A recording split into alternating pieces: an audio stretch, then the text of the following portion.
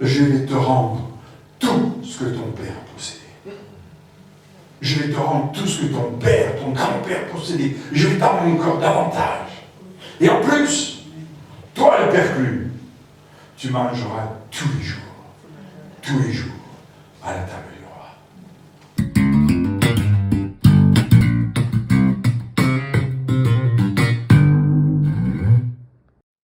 Bonjour à tous. Heureux d'être avec vous. Il y en a déjà qui m'ont supporté il y a un peu midi pendant un long moment. C'était bien. Et bonne nouvelle, c'est que vous allez encore devoir me supporter pendant un bon moment aujourd'hui. Ouais. J'aime bien les gens qui ont la foi qui disent ah, c'est sympa. Alors je sais pas quand vous lisez la Bible, si vous la lisez ou si vous la lisez pas, si vous la lisez régulièrement ou pas, si vous la lisez en couple ou pas. Ça c'est pas bien. Et c'est vrai qu'il y a des fois des textes que l'on lit et on ne se rend pas toujours compte de la portée des textes que l'on lit. On cherche des fois à comprendre et des fois on ne comprend pas. Comme par exemple le texte que nous trouvons et que nous avons lu ensemble dans le deuxième livre de Samuel, au chapitre 18. On va pas dire on va lire les 4 premiers versets. De Samuel 18, les 4 premiers versets. David avait achevé de parler à Saül, et dès lors l'âme de Jonathan fut attachée à l'âme de David. Et Jonathan l'aima comme son âme. Ce même jour, Saül resta et retint David et ne laissa pas retourner dans la maison de son père. Jonathan fit alliance avec David parce qu'il l'aimait comme son âme. Il ôta le manteau qu'il portait pour le donner à David. Il lui donna ses vêtements, même son épée, son arc et sa ceinture. En fait, quand nous lisons ce texte, qu'est-ce que ce texte nous dit? Ce texte nous dit tout simplement que deux hommes, David et Jonathan, qui étaient très amis, ont décidé de faire alliance. Et chez les Hébreux, ce terme alliance n'était pas quelque chose que l'on prenait comme ça, à la légère. C'était quelque chose de fort. Et ils savaient très bien que lorsqu'ils s'engageaient à à faire cette alliance, la troisième personne témoin de cette alliance serait Dieu lui-même. Et si l'un des deux venait à rompre l'alliance, alors ce qu'il se passerait, c'est qu'il se mettrait sous le jugement de Dieu. Quand Jonathan a donné son manteau, quand il a donné son arc, son épée, il lui dit seulement « Je te donne tout. À partir de maintenant, tout ce qui m'appartient t'appartient. » Et ils allaient, à partir de là, suivre le rituel de l'alliance. Et on va voir qu'en fait, ce rituel, on le trouve dans l'Ancien Testament. Tout d'abord, ils allaient prendre un bœuf, qu'ils allaient couper, ils allaient tuer, ils allaient le couper de la tête en deux, de la tête aux pieds, et ils allaient déposer les deux parties de cet animal, les entrailles, vers le ciel. Et ensuite, ils allaient passer au travers de cet animal en décrivant un 8, et je n'invente rien, vous trouvez cela dans le livre de la Genèse, au chapitre 15 et au verset 7 et suivant. Et une fois qu'ils avaient fait ce circuit, ils allaient se remettre l'un face à face de l'autre et si l'un de nous vient à rompre cette alliance, qu'il en soit fait de l'un de nous comme on a fait à cet animal. C'était pas léger. C'était authentique. Et à partir de là, ils allaient aussi se couper une partie du poignet. Et ils allaient unir leurs poignets l'un à l'autre. Et ce qui était un peu impressionnant, je pense qu'aujourd'hui, au XXIe siècle, parce qu'on se fait opérer, et qu'on a une petite cicatrice, on fait en sorte que cette cicatrice, on court vite à la pharmacie pour trouver une pommade qui va minimiser la cicatrice. Là, non, ils faisaient tout pour que la cicatrice se voie. Pourquoi? Parce que lorsque l'un des deux pouvait être attaqué et que l'autre voyait la cicatrice, il savait qu'il était en alliance avec l'autre. Et donc, si je t'attaque, je risque non pas d'attaquer qu'une seule personne, mais d'attaquer deux personnes. C'était pas rien. Et une fois qu'ils avaient fait cela, alors ils commençaient à faire l'inventaire de tout ce qu'ils possédaient. Tout ce que possédait l'un, ce que possédait l'autre. Des yachts, des Rolls, des Bentley, des propriétés, des chevaux, des servants, des serviteurs, des bœufs, des ânes, des moutons et tout le reste, en disant qu'à partir de là, tout ce qui est à moi est à toi. Dans une alliance, on n'emprunte pas. Si David avait eu besoin de 30 000 euros, il aurait pris le carnet de chèques de Jonathan et aurait signé. Et ensuite, ils allaient prendre le repas de l'alliance. Genèse 14. Prenez du pain, prenez du vin, et ils s'échangeaient le morceau de pain en disant « Ceci est mon corps ». Comme ce morceau de pain va être assimilé dans ton corps, c'est ainsi ma vie qui est mon corps qui est assimilé au tien. Donc désormais, nous ne faisons plus qu'un. Et le vin, symbolisant le sang, ma vie, je te la donne. Ma vie, désormais, sera dans ta vie. Et vice-versa. C'était pas léger, hein. C'était du vrai.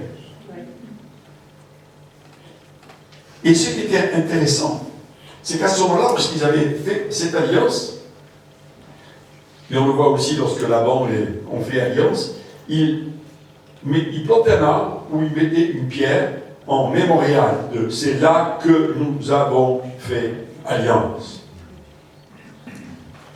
Sachant que cette alliance était non seulement pour eux-mêmes, mais c'était une alliance qui avait une portée sur leur descendance directe.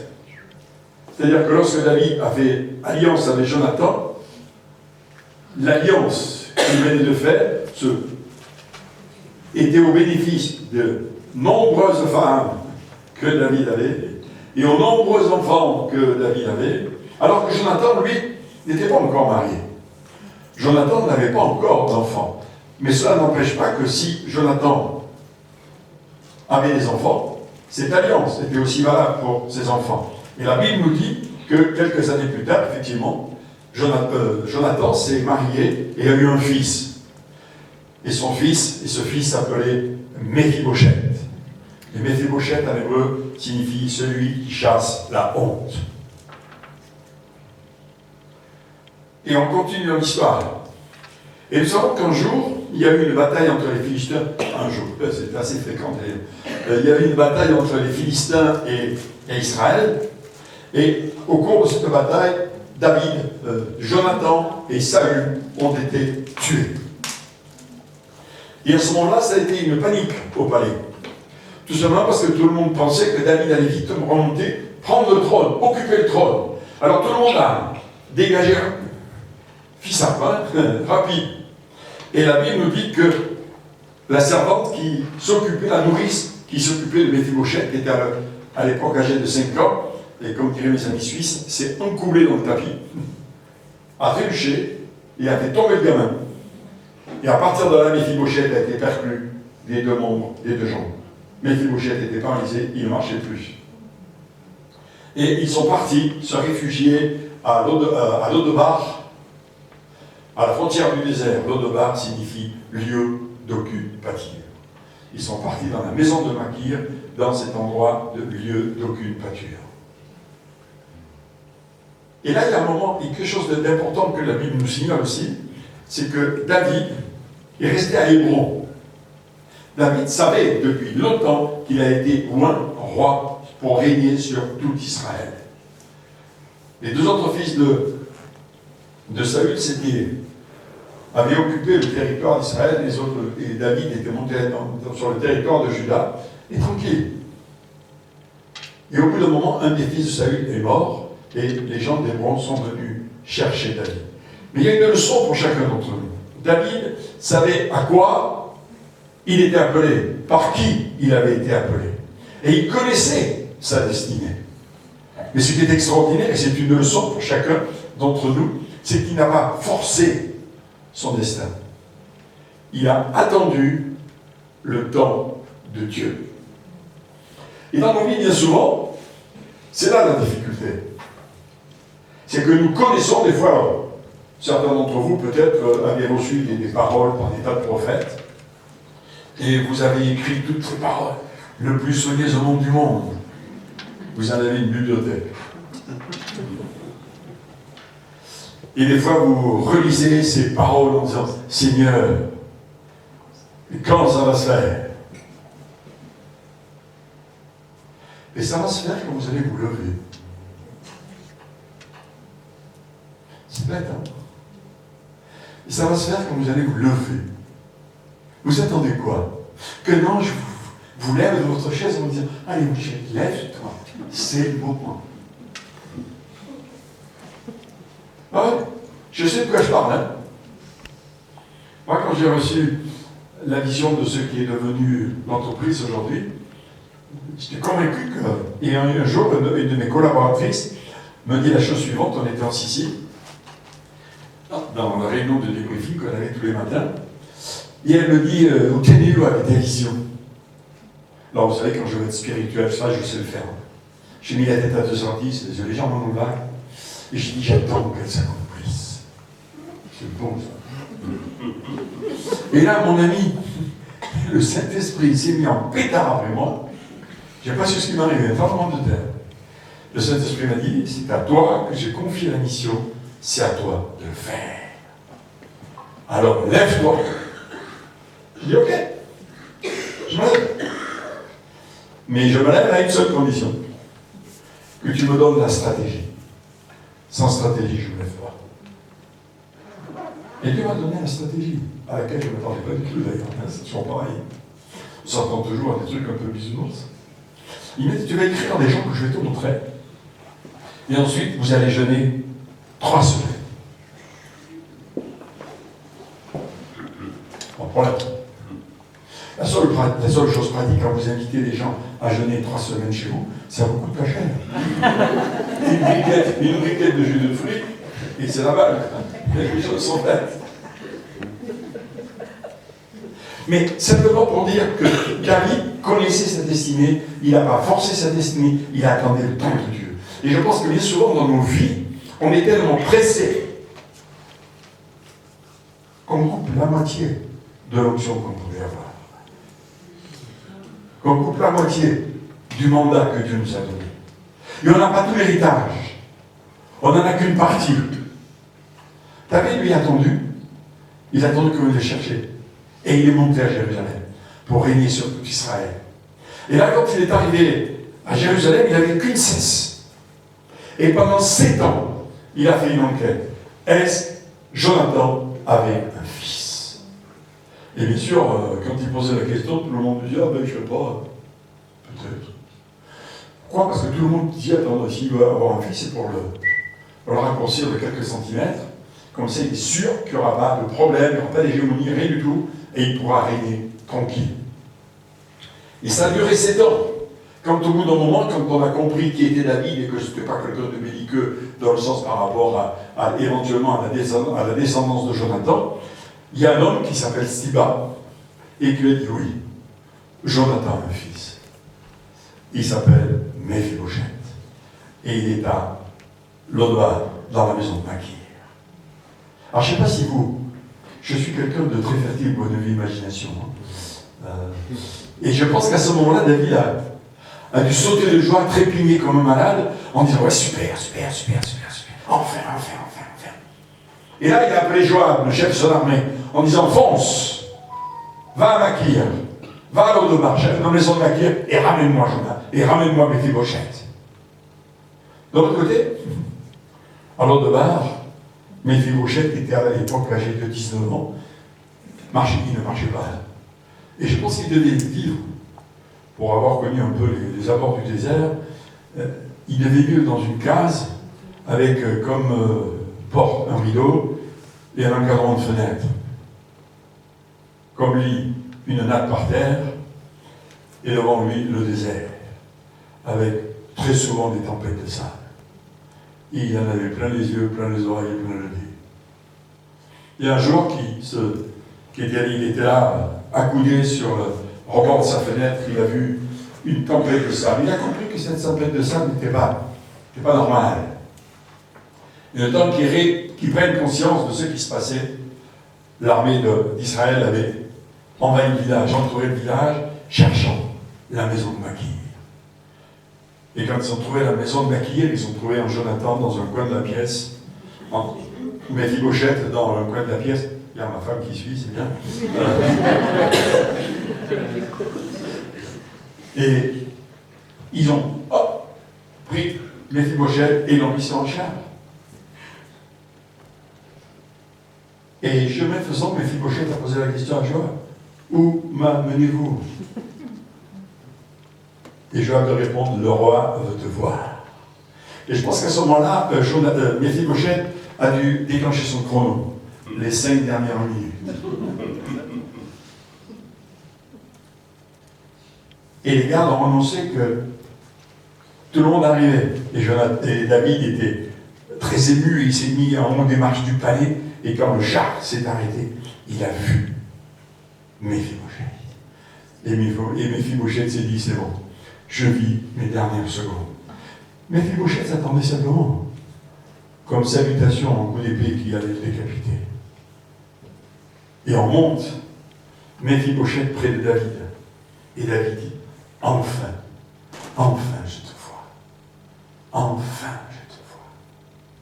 Et qu'est-ce que lui dit David?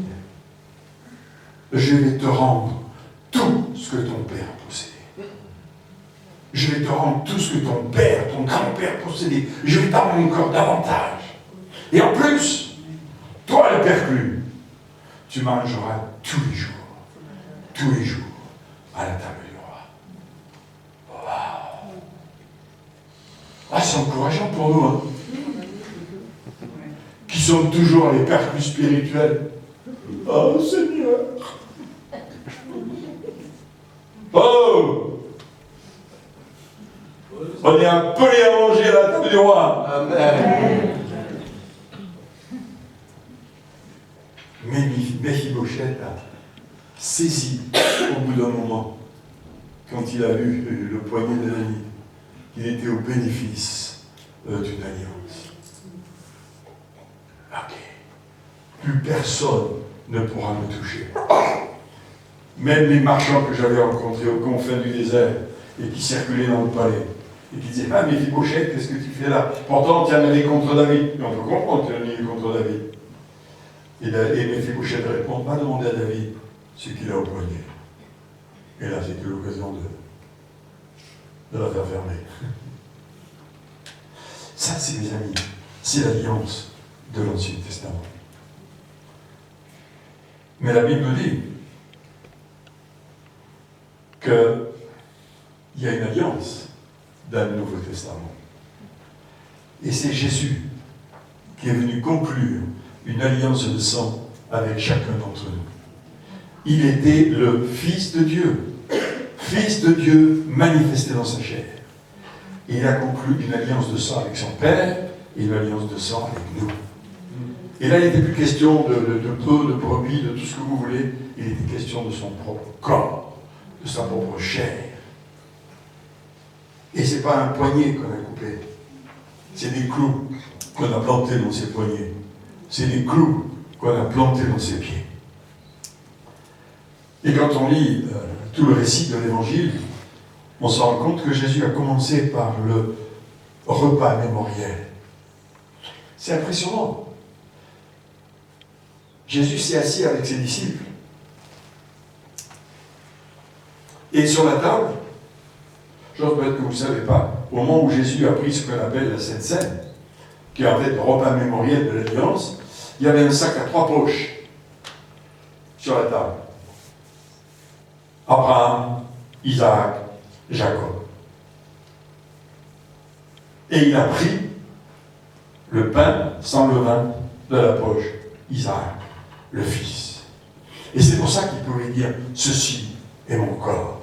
Parce que je suis le Fils de Dieu.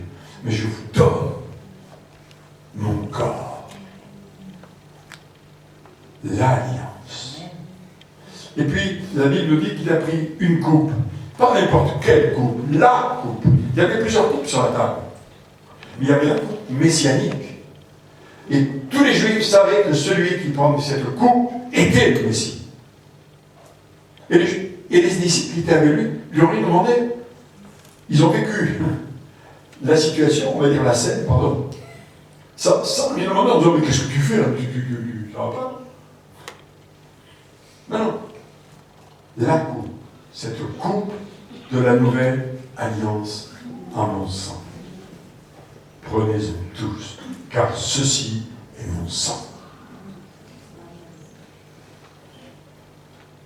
Ça, c'est le bénéfice de l'alliance. Et ce bénéfice de l'alliance, comme on l'a vu par rapport à David et Méphibosheth, Jonathan et Méphibosheth, nous voyons que cette alliance, elle est non seulement pour nous, mais elle est pour notre descendance. Et comme je le disais hier à propos dans l'enseignement d'hier, bien souvent, en tant que parents, on a nos enfants qui marchent un petit peu de travers. Et on est là en griffant le ciel, Seigneur, s'il te plaît!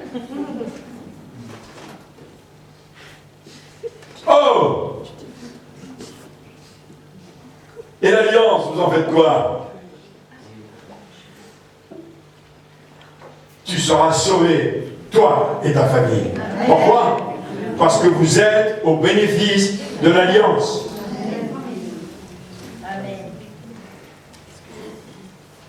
Alors pourquoi se casser le bol? Pardon pour l'expression. Pourquoi se tourner? De dire, mais Seigneur,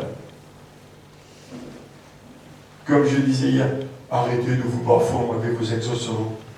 Seigneur, qu'est-ce que tu vas me répondre? Je suis misérable. Et le Seigneur te répond, tu sais, j'ai écrit, il y a une parole qui s'appelle la Bible, et qui est truffée de promesses. Et si tu commences à t'appuyer sur mes promesses, plutôt que sur tes sentiments, parce que des fois, sentiments. Et oui, on est tellement des fois branchés sur l'émotionnel, sur l'affectif, sur... Alors, il y a des jours où on se sent super. On est prêt à combattre tous les démons de la création, même ceux qui n'existent pas. Puis il y a des jours où... Ça va? Oh oui, ça va bien. Alléluia. C'est bon. Et puis on se demande si on est encore sauvé. On prend son pouls. Et puis subitement, on sent rien. Alors on va, comme une vieille dame qui avait perdu son dentier, on le cherche partout. Il est où mon sac? Il est où mon sac?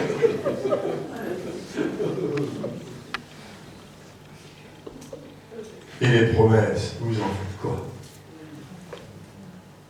Et les promesses, on en fait quoi? Tu seras sauvé, toi et ta famille. Amen. Là où 2 ou 3 sont assemblés à mon nom, je suis au milieu d'eux. Avec Dieu, on fera des exploits. Hein? C'est toi je suis et je te fais confiance parce que c'est toi qui te lèveras le dernier sur la terre. Amen. Ouais, allez-y avec vos amens. Un peu moins d'amens et un peu plus de vie.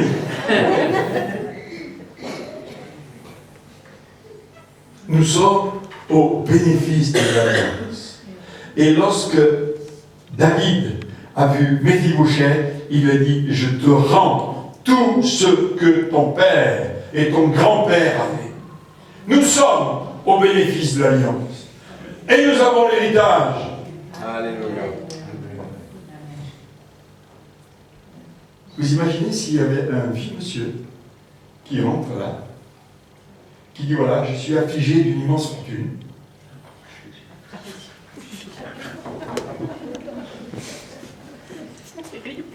Et je vais vous distribuer ma fortune. Et je vais vous donner 2 millions d'euros à chacun. Ce n'est pas une prophétie, je précise. À ce moment-là, je peux arrêter de parler. Vous allez tous converger en disant qu'est-ce que je vais faire avec ça? Et là, si on vous met une pelote de laine dans la tête, vous en sortez un peu au vert, hein, tellement vous avez tricoté. Ça va tourner à plein régime. Les plus spirituels diront, je vais en donner un peu à l'Église.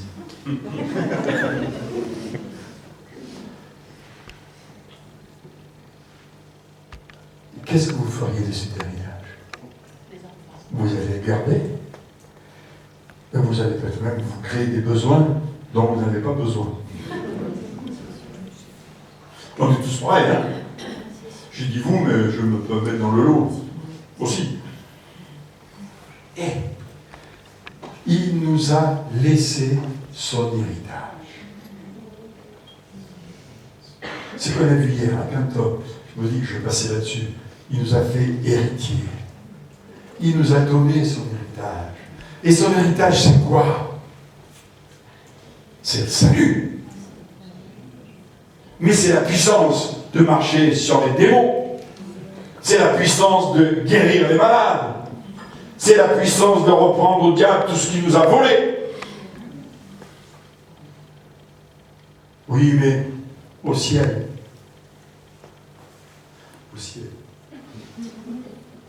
Ah, parce qu'au ciel, vous avez besoin de chasser les démons. Et je vous rappelle qu'ils sont dans les temps de feuilles de soufre en train de prendre un bain. Si vous voulez guérir un malade au ciel, c'est qu'il s'est gouré de direction. Il n'a rien à faire là. Alors pourquoi vouloir toujours reporter à plus tard ce que Dieu nous a donné maintenant?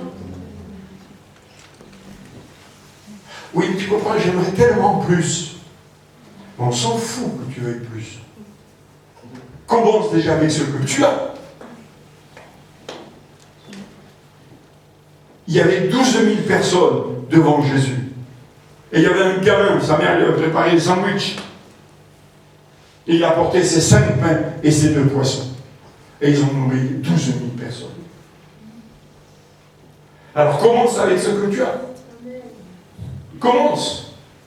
Et n'attends pas je ne sais pas quoi. C'est pas comme avec le rhumatisme, pour avoir 50 ans pour bien en profiter.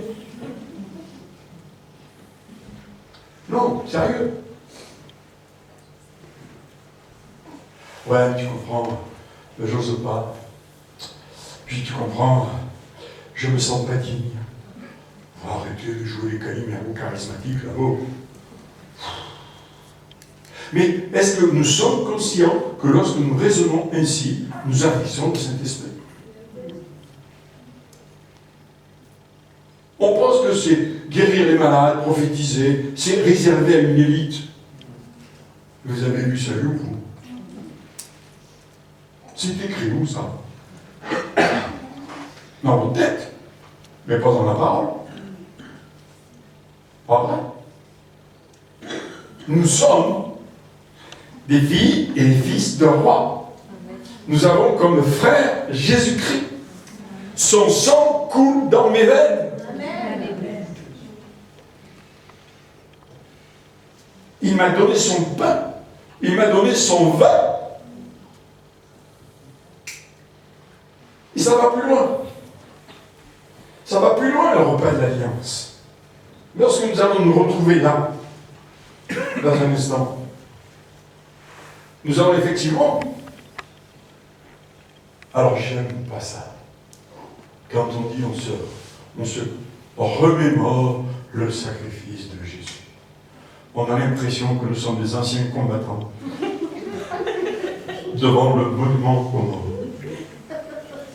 Oh, et affreux. Vous savez, quand j'étais pasteur de paroisse, dans les églises réformées, évangéliques, en général, vous appelez les gens à la Sainte Seine, c'est-à-dire qu'on appelle la table sainte, et on demande aux gens de venir prendre la scène. Alors vous avez les bons qui se lèvent et les moins bons qui restent assis. Je trouve ça affreux. Alors j'avais décidé de faire venir tout le monde, et puis après le pain et le vin passaient, et prenez qui voulait. J'étais pas là pour contrôler. Parce que normalement, dans les églises réformées, quand vous donnez le pain, c'est le pasteur qui donne le pain, et vous devez donner un verset à chacun. Donc si vous avez 200 personnes là, vous avez intérêt à connaître un peu votre Bible. C'est un détail. Et tous les dimanches, quand on prenait le pain et le vin, tout le monde venait, je bénissais le pain et le vin, et la coupe, et la corbeille et la coupe passaient. Et un dimanche matin, j'ai vu tous mes braves paroissiens, avec un sérieux pas possible, s'approcher de la table sainte. J'ai eu une colère, intériorisée, bien sûr, mais une sainte colère. Alors c'est moi qui, ce matin-là, ai distribué le pain. Mais je n'ai pas donné un verset biblique à chacun. Chaque fois que je donnais le pain, je disais « mes condoléances ». Mes condoléances.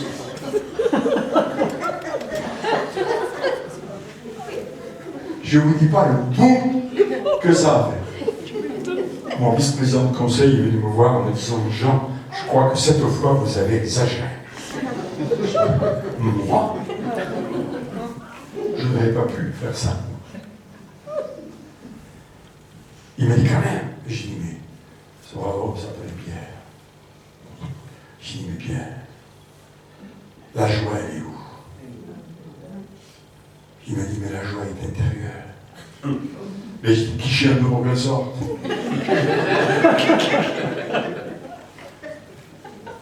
Faites-la sortir, votre joie. On ne vient pas au monument aux morts. On vient glorifier Dieu parce qu'il est mort et qu'il est ressuscité et qu'il est monté au ciel. Et c'est tout un sujet de joie et pas de tristesse. Et ça a une autre signification. Attention. Lorsque je prends le pain et le vin avec ma soeur, avec mes frères, qu'est-ce que je dis? Que je suis en alliance avec toi. Ce n'est pas juste une alliance verticale, c'est aussi une alliance horizontale. Et ce n'est pas seulement une alliance spirituelle. Ça, on aime bien ça, oh, c'est spirituel. Non, non, ça veut dire que si je suis en alliance avec toi, si tu as un besoin, je peux aussi parvenir et t'aider dans tes besoins. Et pas seulement aller rentrer son bois. Pas seulement il rentrer son bois, mais si elle n'a pas besoin d'un problème financier que je peux aider, parce que je suis en alliance avec elle. Parce que je suis en alliance avec toi. Ça change tout, là. C'est pas juste un machin bis repetita que l'on fait régulièrement comme un acte dit spirituel, mais qui n'a aucune signification. Je suis en alliance avec chacun de vous. Et vous êtes en alliance, chacun de vous, avec moi.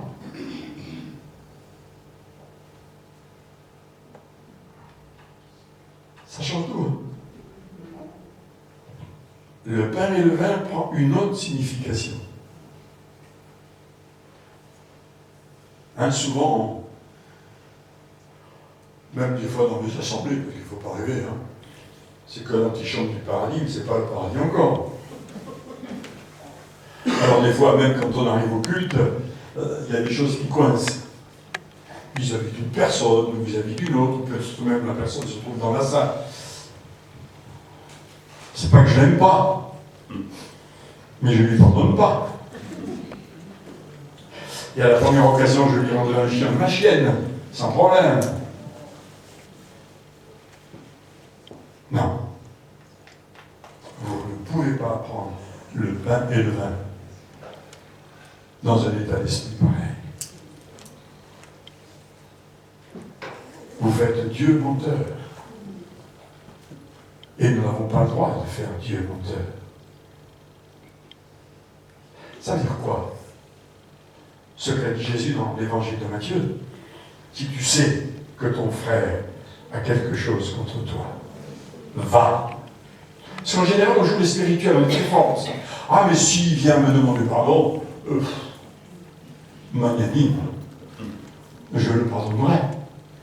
Et peut-être même que je m'aurai un coup avec lui.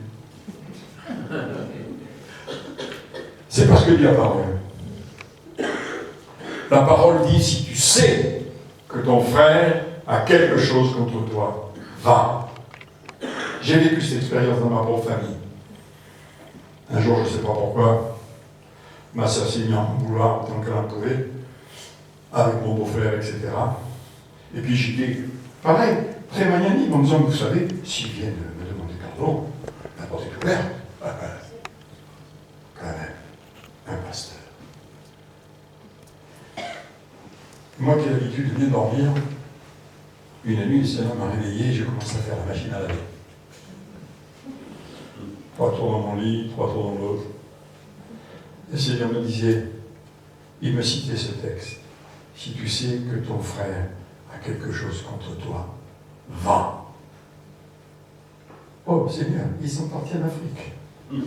C'était vrai. Et je fais comment? Mais tu leur écris. Alors je leur ai écrit.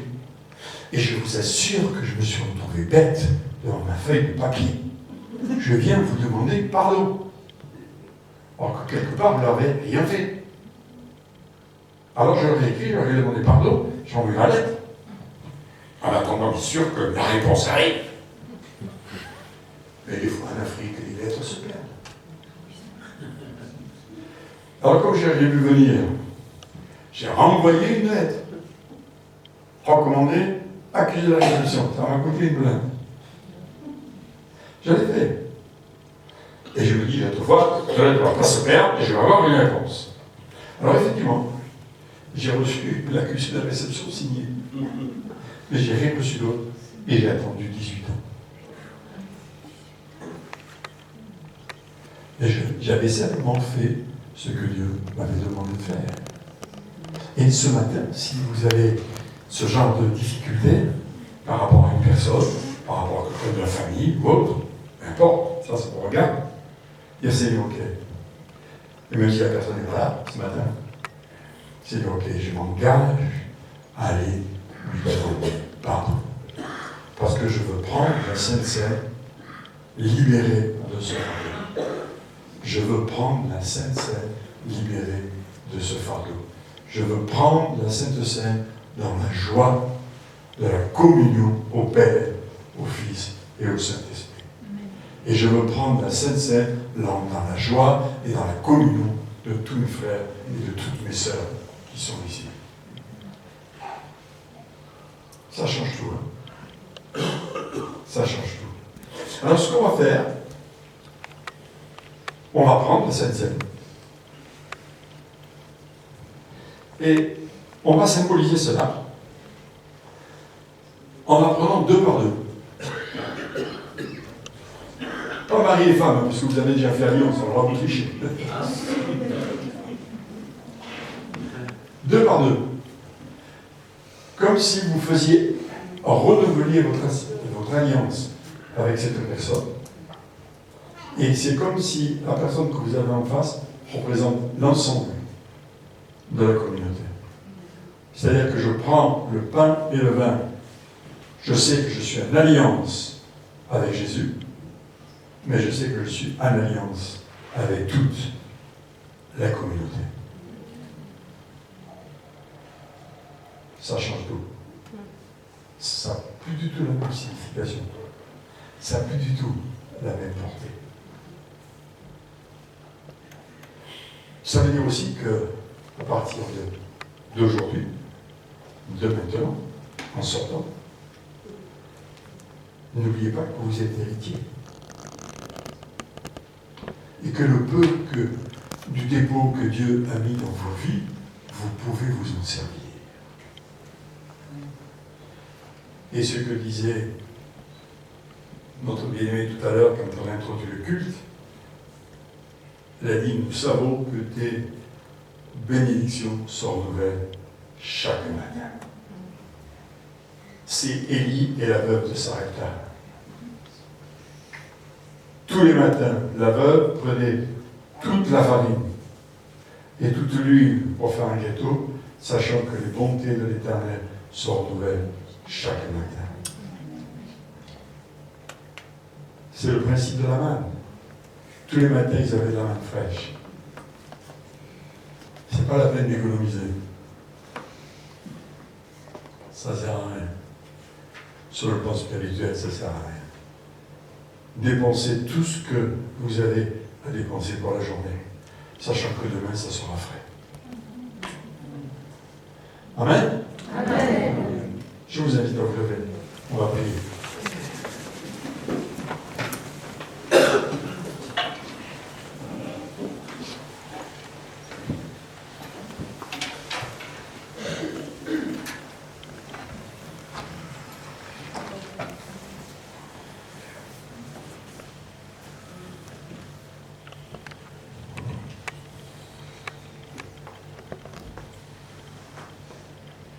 Merci Père pour ta parole.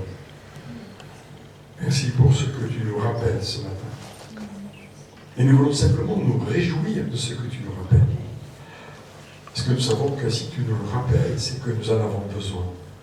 Nous en avons besoin pour t'être agréable. Nous en avons besoin pour te servir comme toi tu veux être servi. Nous te demandons pardon. Nous nous repentons d'avoir vécu pendant tant d'années comme des mendiants. En disant, Seigneur, tu vois, j'ai besoin de. Et tu me réponds, je t'ai tout donné. Parce que tout ce qui est à moi est à toi. Amen. Seigneur, permets-nous de saisir cela, pas seulement avec la tête, mais que ton esprit vienne graver cela dans nos cœurs, afin que nous puissions vivre de tes richesses, que nous puissions vivre de l'abondance de ton trône. C'est vraiment ce que nous te demandons. Merci aussi parce que tu sais l'état de notre cœur, l'état de notre esprit. Tu sais que peut-être avec certaines personnes, la relation n'est pas terrible. Et tu nous demandes simplement, allez, va. Engage-toi à lui demander pardon. Je veux pleinement t'inonder de mon esprit. Je veux simplement que les écluses de mon ciel te soient ouvertes. Mais tu ne te rends pas compte que par tes attitudes, tu fermes les écluses et tu te plains. Ouvre les écluses, Père. Ouvre les écluses. Viens transformer nos vies. Viens changer notre mentalité. Combien de fois dois-je pardonner? Tu as dit 70 fois 7 fois. C'est-à-dire 70 à la puissance 7. Ce qui fait 5 millions et des blocs de pardon.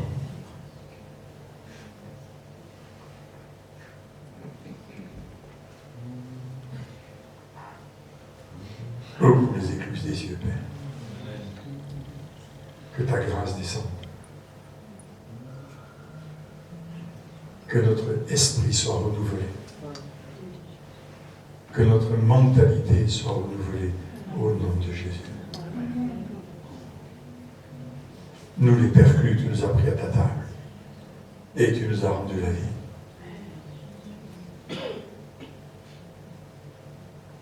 Comme tu as prononcé devant le tombeau de Lazare, Lazare sort. Et ce matin, tu donnes ce même commandement à chacun d'entre nous qui sont peut-être en train de pourrir au fond de tombeau avec notre misère. Sors! Reviens à la vie. Reviens à la vie que je te donne. À la vie de l'alliance que je te donne. Merci parce que nous pouvons nous réjouir en toi.